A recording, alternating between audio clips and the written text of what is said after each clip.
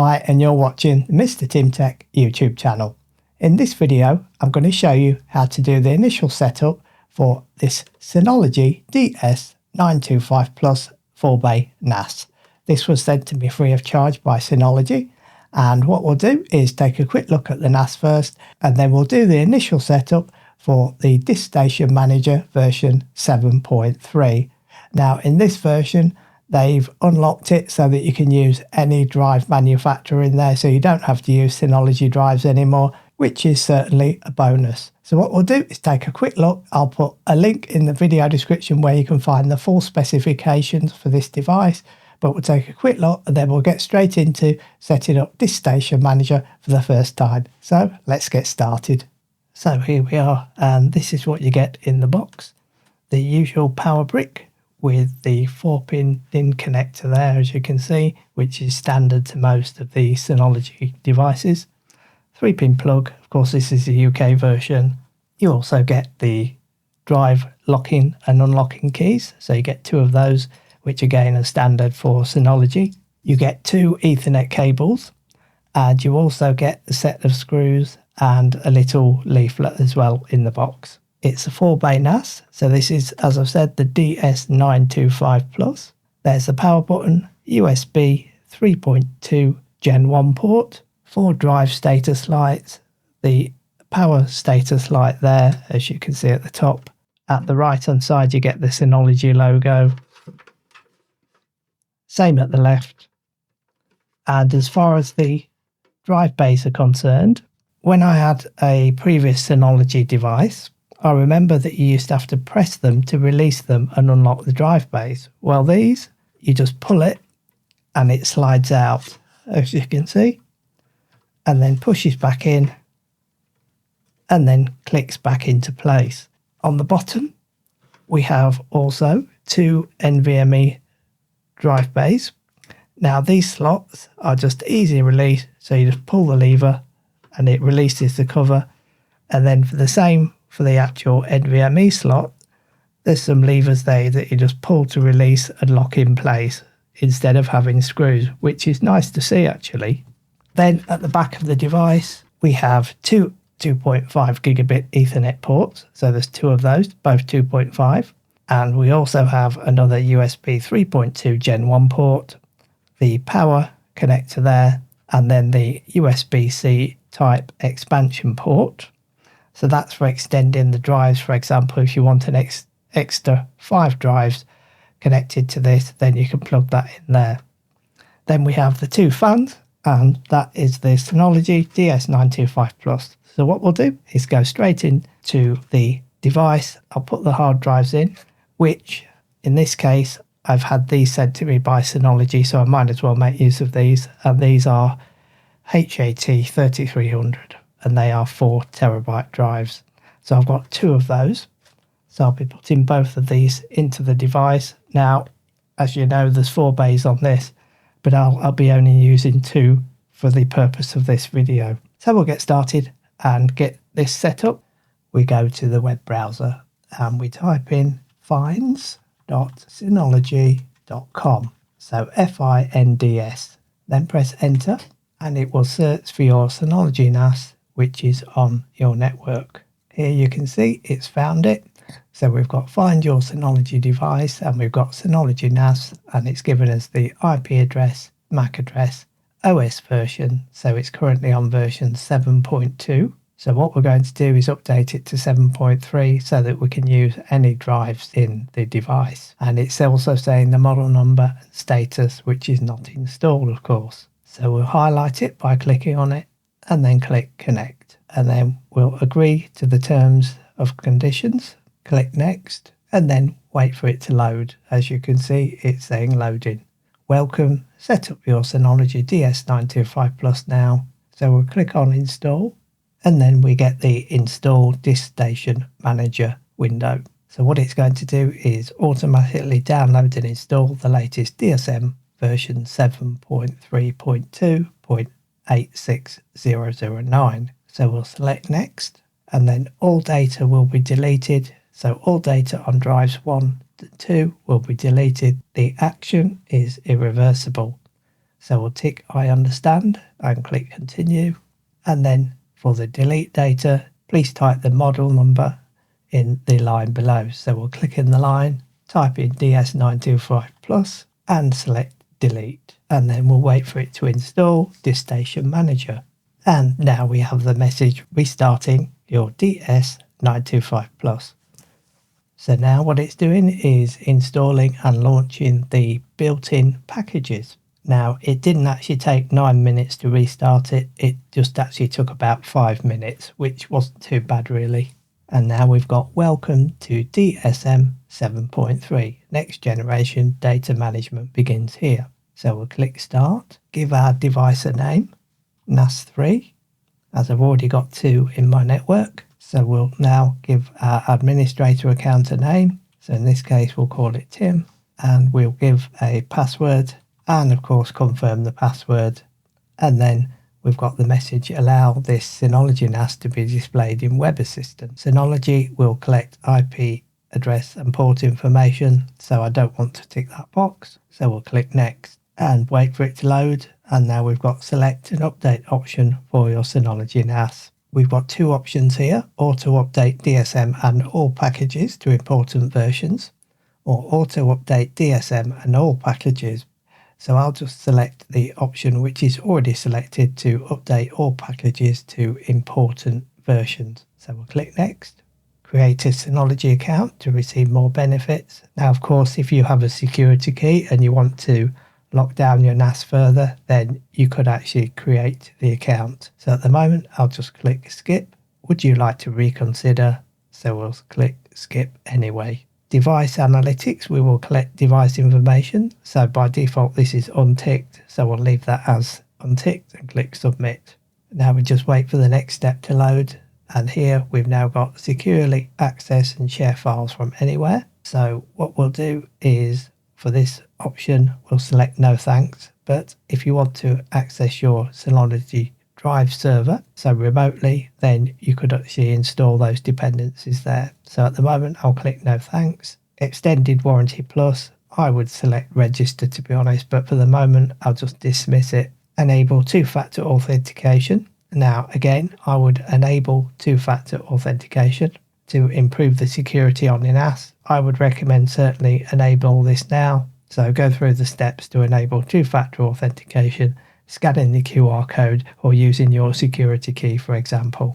Protect your account with adaptive MFA. So adaptive multi-factor authentication is here to protect your account. If your system detects suspicious login attempt, we will ask you to verify the identity through your email address. So again, I would recommend enabling that. So you've got adaptive MFA enabled as well, just to lock down your NAS. Plus if you're accessing it remotely, then it's certainly worthwhile doing that option. But for the moment, I'll just click I don't want to secure my account and click OK.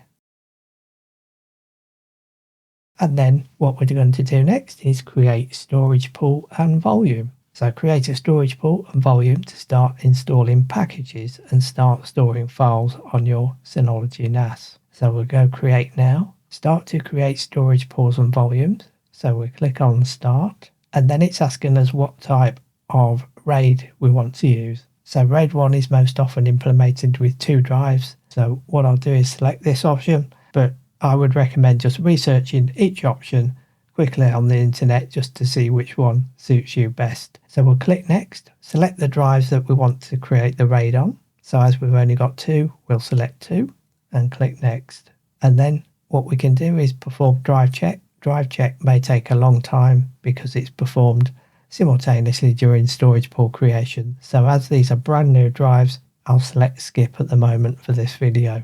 Then for the storage pool, it's asking us for the total capacity and click max here. So we'll use all of the drives for data for the storage pool 1 and click next. Now the BTRFS option ports advanced features including shared folder snapshot and replication. So if you want snapshots, replication, folder quotas and so on, then select this option. I tend to use myself ext4. So the ext file system is widely used in Linux operating system and can be easily migrated to Synology NAS running earlier versions of DSM. So I just tend to use ext4. However, they do recommend BTRFS. So if you want, I would select BTRFS, but as I've said, I prefer to use ext4 because I don't really need snapshots and replication. So we'll click next. Then it's asking you about encrypting the volume.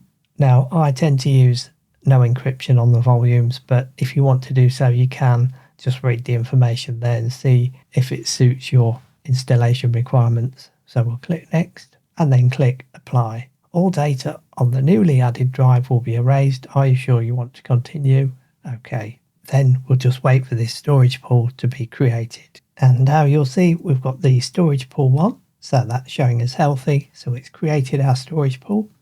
And also what it's doing here below, where you'll see volume 1, is it's optimizing the file system. So this will take a while depending on how your disk sizes are. So if you've got larger disk sizes, it will take longer. So anyway, here we've got information about take a quick tour. Now, if you're new to the NAS, I would recommend selecting that option. But for this, we'll just close it. And then it's saying you can go to DSM help later to learn more tips. So there's a DSM help option in the dashboard, which I'll show you in a little while. So we'll click OK. Notification setup. Enabling notifications allows your Synology NAS to notify you when specific events occurred. So we'll just click close for that. And then again, you can enable it later in control panel and the notification option. So what we'll do is I'll wait a while and see we get the optimization file system done. And then I'll be back with this video. However, you can still continue on and use your NAS at the moment, but it may actually be slowed down because of the optimizing the file system. So I'll just wait a while and see how long it takes to optimize the file system. I'll be back with this video in a little while. So as you can see, we've now got the volume 1 showing as healthy, and that just took about 10 minutes to complete. So now we've done that, we will close the window with the X here.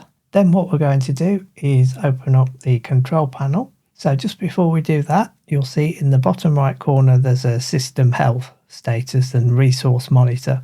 Now if you don't want those showing on the dashboard here, all you do is click the blue square icon there, which looks like a little notepad, and it will remove those, as you'll see. So to enable them, we just click on it again and it turns the icon blue. So now what we'll do is open up control panel. So click on control panel and you'll see we get the window. So what we're going to do is select users and groups. Here you will see it takes you into a screen where we've got the system default user. Now it deactivates the admin account by default. So that's a security option. So it's doing it to enhance security, and also the guest login option, it deactivates that. But here you'll see we've got my account, which we created when we first set up the NAS. So if you remember, I created a username and password, so that's my account. So if you want other users created for your family or your business, for example, all you need to do is click on the create button. A window will pop up. So you give the person a name, example, so username. Then we'll go down to password and give this user a password and confirm the password and click next. Now it's asking you what group you want to put this person into. So for example, if it's your family members, so children, I would just recommend putting all those in the user group, which is doing by default as it's ticking the box for users by default. But if you're an admin person, so the same as myself, which I'm creating, then I would put myself in the admin. So we'd tick admin and leave users ticked as well. So it will actually create you in the user group as well as admin, but I'll untick that. And then what we'll do is click next. And then it's asking you to assign shared folder permissions. Now, because we haven't created any shared folders yet, there's no permissions there. So what I'm going to do is click next. Then we're going to assign this user a quota. So if you want to give them a storage quota for how many gigabytes or megabytes they're allowed to store, then you can enter that figure there. So I'll just leave it as unlimited, which is default. Click next, and then click next again, and then click next, and done. And now you'll see we've created that user example. So now what we'll do is, now that we've done that, we'll close that window. We'll go back into the control panel. Then what we're going to do is click on Shared Folder. This will open up the Shared Folder window with some other control panel options at the left side. So what we're going to do is create a shared folder where we can store our files. So to do this, you need to click Create, then select Create Shared Folder, give the folder a name. So in this case, what I would recommend doing is using a folder, so a main folder called Data, for example, for all your files, documents, and so on. And then if you're storing media on your NAS, so for example, pictures and videos, movies, and all sorts of things like that, then I would just call it Media. And then within the media folder that we create, you can then create a subfolder called Pictures, Music, Videos, and so on. So for example, we'll call this Media. We don't need to give it a description, but you can if you want to do. And then you can select the location. Now, as we've only got 2 hard drives, we've just got 1 volume. So here, if you had more than one, it would let you select the volume where you want to store this folder.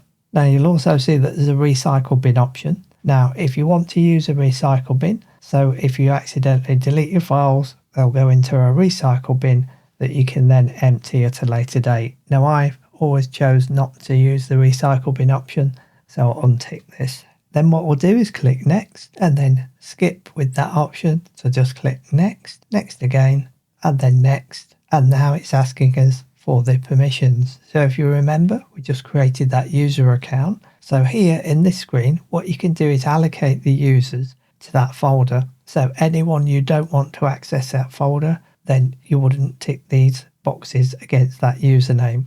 So you can actually give them read and write access, or just read access, or no access at all, depending on the different users. So if you've got private files that you don't want other people to see, then you would tick no access for those users that you don't want to access the folder. So in this case, we've got user group as admin. So at the moment, it's got read and write access there under group permissions. So these are default permissions. So the admin has access to all of these. So they have read and write options set on those folders for admin users. But for this example, which we've just created the user for, we can then select no access, for example. So what you do when you set those permissions is click Apply, and that has now created our shared media folder, which you can then access using your normal PC or Mac. And if you want to know how to create a mapped folder, so map a drive in Windows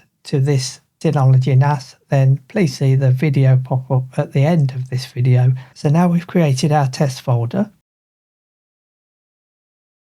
What we'll do now is open up Control Panel again, and then we'll go into Security. So click on the Security Shield there. Then what we're going to do is scroll down to Login Settings. Now here, you'll see that there's a logout timer.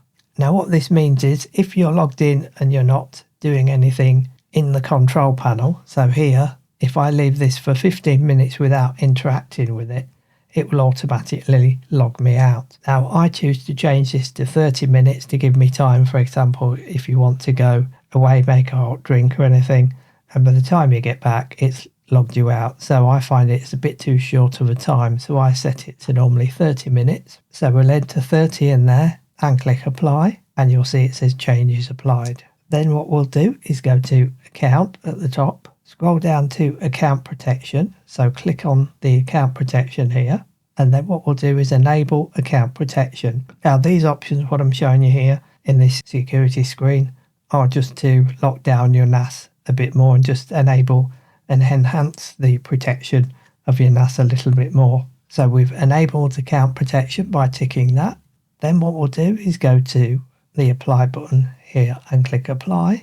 Then we're going to go to the Protection tab at the top here, and then you'll see we've got Denial of Service. So click on the arrow and it drops down the Denial of Service. So what we're going to do is tick the box to enable Denial of Service protection and click Apply.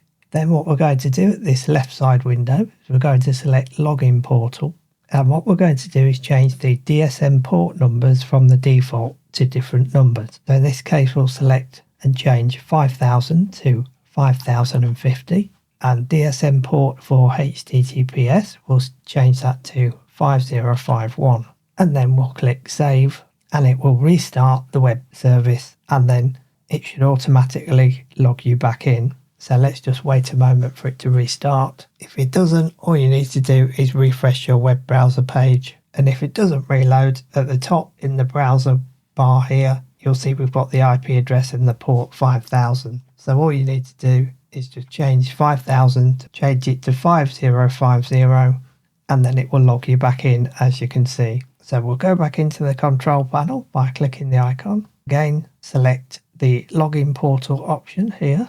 Then we'll also tick the box to automatically redirect HTTP connection to HTTPS for DSM desktop. So we'll click that box. So it puts a tick in there and then click save. And again, it will restart the web server, but it should log us in. If it doesn't, we'll change the port. So here you'll see we've refreshed the web page, which I had to do, and then it's saying your connection is not private. So that's fine. We'll click advanced and click proceed to 192.168.5.21, or whichever IP address your NAS has been allocated. So yours will be a different IP address, so just click proceed, and there it takes us back in to the NAS. So now we're going to go into control panel again, and then select regional options, and then we're going to change the date format. However you like to see the date format, just change it. Time format 24, and then the time zone is correct. And then if you want, you can actually change the server address for synchronizing the time in the NAS. So you can click the arrow and select whichever one you want. So I'll select pool.ntp.org, click apply, wait for the NAS to synchronize its time again, and we should get the time here. So we'll just click OK, go back into control panel, regional options, and here it's now sync the time and change the time server. So now we've done that, we've completed the basic setup of our NAS. So we've created the shared folder. So in File Station here, you'll see it takes us into the media folder. So here in this list here and in this window, we can create our folders. Or of course you can just create them on your computer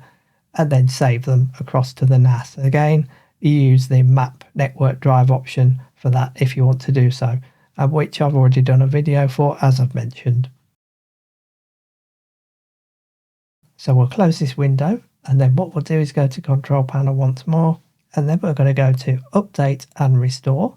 And then what we're going to do is select configuration backup, and then we're going to select export, which is under the manual export option. So this will create a configuration backup of our NAS. So we'll click OK, and then it's reading the system configurations, and now you'll see we get a pop-up window asking us where to save the configuration file to. So I'll just save it to my downloads folder on my PC. So I'll just click save, and that's backed up the configuration for our Synology NAS.